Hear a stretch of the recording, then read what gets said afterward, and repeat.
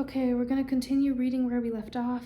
It's really hot in here, so I'm not feeling so good, but I have nowhere else to read, so I'm gonna read here. Okay.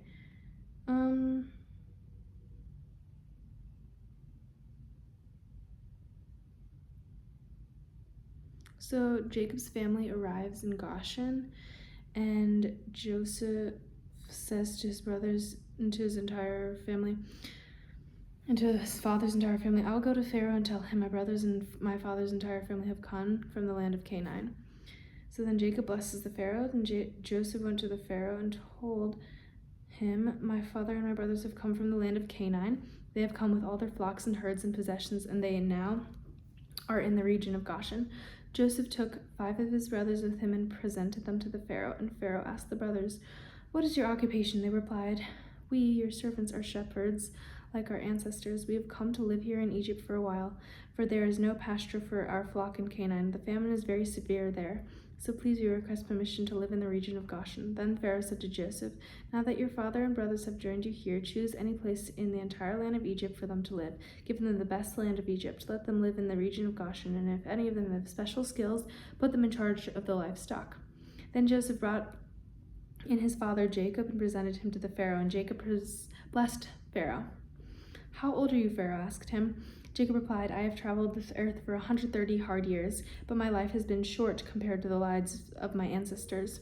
Then Jacob blessed Pharaoh again before leaving his court. So Joseph assigned the best land of Egypt, the regions of Ramesses, to his father and his brothers, and he settled there just as the Pharaoh had commanded. And Joseph provided food for his father and brothers in the amount appropriate to the number of their dependents, including the small children. Joseph's leaders in the famine. Meanwhile, the famine became so severe that all the food was used up, and people were starving throughout the lands of Egypt and Canaan. By selling grain to people, Joseph eventually collected all the money in Egypt and Canaan, and when he put the money in the Pharaoh's treasury, when the people of Egypt and Canaan ran out of all the money, all the Egyptians came to Joseph. Our money is gone, they cried, but please give us food, or we will die before your very eyes. Joseph replied, since your money is gone, bring me your livestock. I will give you the food in exchange for your livestock.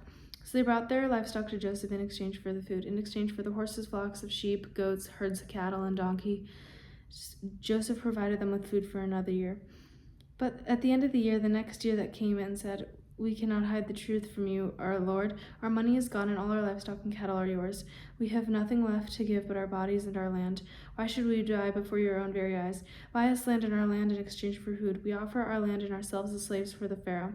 Just give us our grain so we may live and not die. Give us grain so we may live and not die, and so the land does not become empty and desolate. So Joseph bought all the land of Egypt for the Pharaoh. All the Egyptians sold him their fields because of the famine was so severe, and soon all the land belonged to the Pharaoh. As for the people, he made them all slaves, from one end of Egypt to the other. The only land he did not